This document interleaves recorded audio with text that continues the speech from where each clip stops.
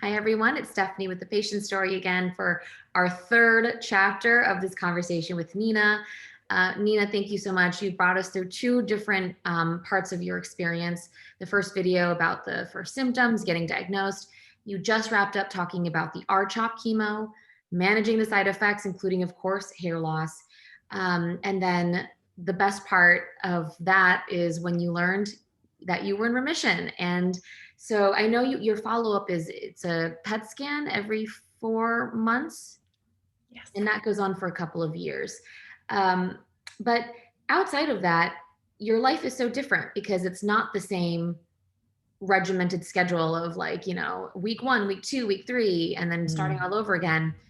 How has it been transitioning to what we know as survivorship? Yes.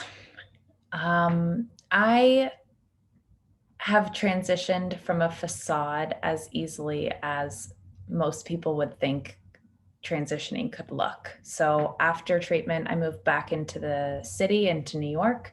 I started work again. I actually got promoted at work very recently after after I came back. And it felt as though everything was falling back into place. I was in remission. I had friends around me. I was in a big city, but my mental health was not there.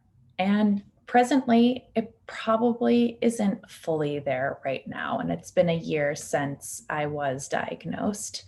So I struggled with it, but yet having a consistent routine and incorporating things that I learned during my treatment into my day to day was the one part of how I could actually work through this transitory time.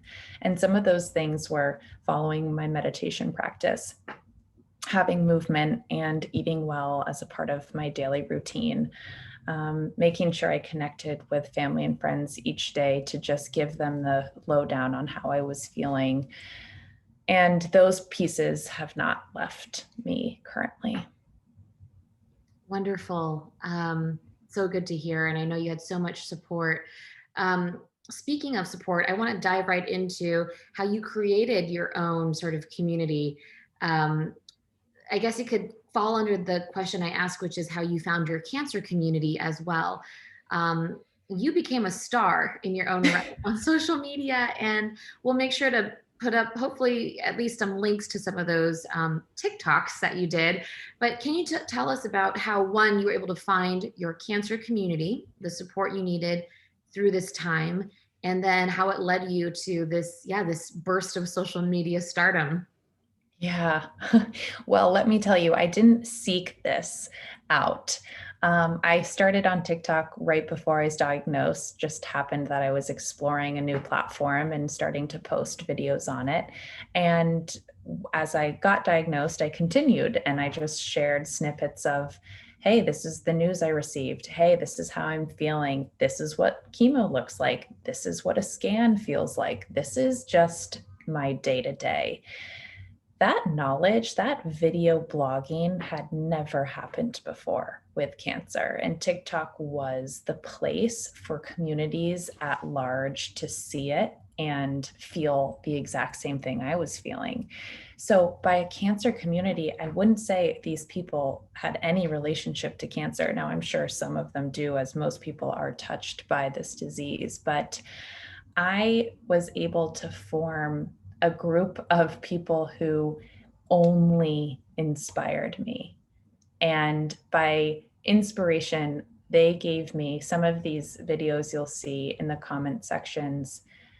Truly, these strangers gave me hope and energy. And if I did one thing that benefited me, it was providing a series of videos on TikTok to express how I was doing. I love that. And, just kind of scrolling through, there's so many. You can see how you just brought people through your journey.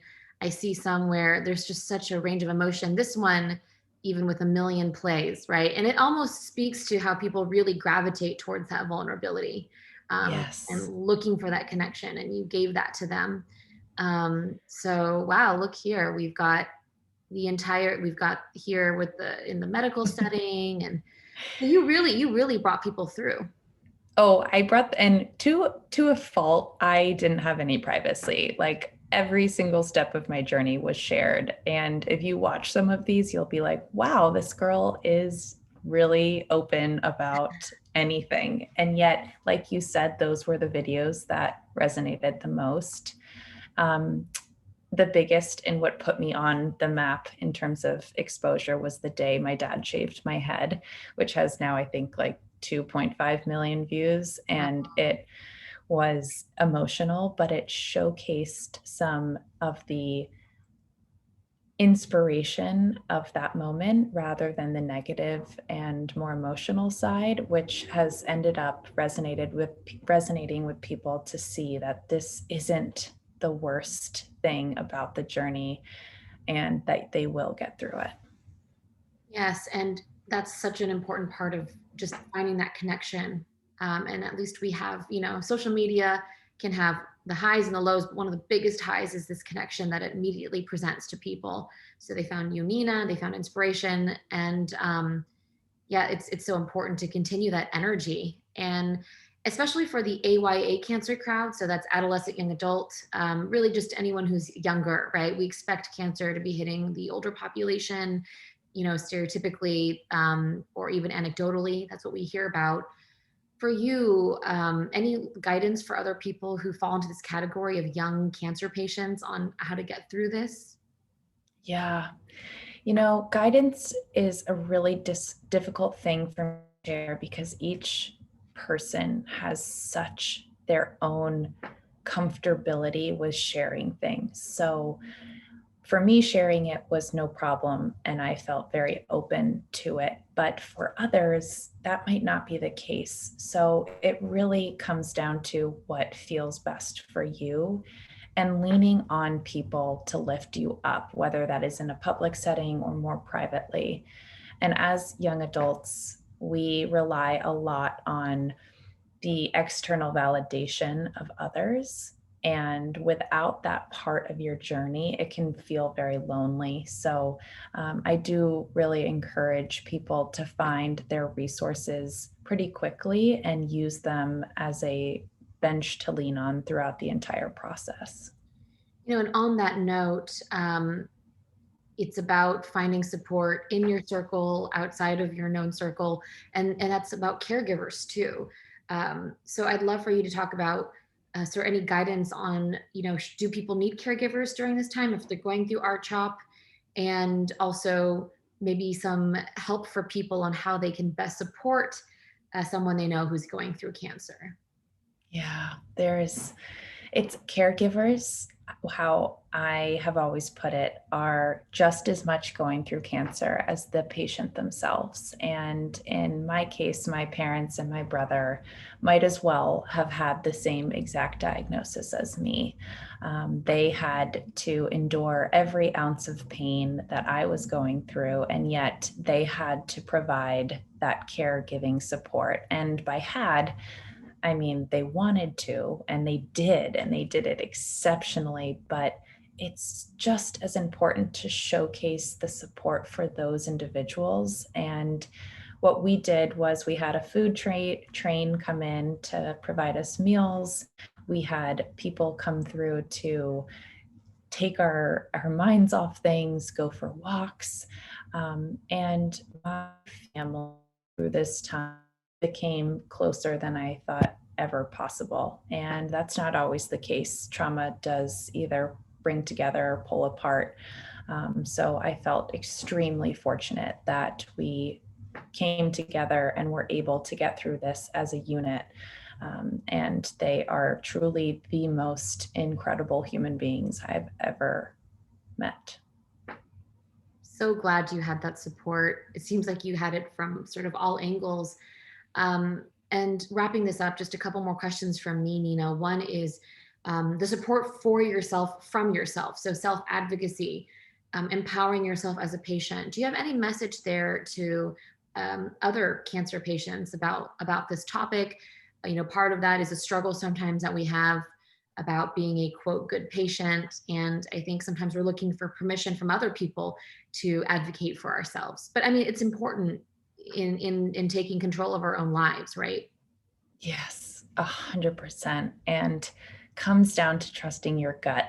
You are your own person who, the only person that will go through this physically. And you have every right to share and provide yourself with every ounce of control that you have to say, this is right, this is wrong, this is how I'm feeling, and how do I manage that? Your voice is your power.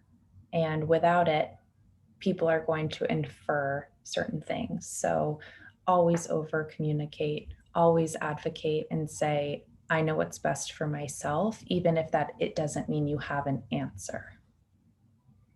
Beautifully said. My last question is a bit open ended. You can answer it how you'd like, but maybe if you could start with the importance of not only telling your patient story, but for other people, oncologists, doctors, nurses, and then, of course, pharmaceutical companies, nonprofits, just everyone who's in this space to listen to the patient story. So, the importance of that. And then, any last thing you'd like to tell people who are watching and reading your story right now? Yeah. Well, the patient story is the most important aspect. If you don't listen to the individual going through this process, then there is really nothing that can be done. And sometimes it gets lost in translation, and people feel as though they have all of the right answers to every question. But you are the most important part of this. And sharing your story and over communicating how you feel is how other people will be able to resonate and actually make a difference. So, what I have found as the most impactful part of this journey is being able to share this so that others can see that there is hope and that there is inspiration behind every part of trauma that comes, whether it's cancer or losing a loved one or some other condition that they did not have control over. And over time, things will get better. But looking to those pieces and people of inspiration is really what got me through. And I hope I can do that for others. You are undoubtedly doing that for others and you have already done that by being so vulnerable, sharing your story on social media and everywhere. And again, here with the patient story. So, Nina, I really want to thank you for spending all this time with us today, just because you wanted to be able to connect with other people. So, really, thank you. Well, thank you for providing a platform for others to get resources, share their story, and make an impact. Without you, this would not be possible. Thank you, Nina. I feel like I've made a friend and I'm really grateful for that. And we will, stay connected. And for everyone who's interested in learning more about Nina and reading her story, you can find it at thepatientstory.com, where we provide human answers to your cancer questions.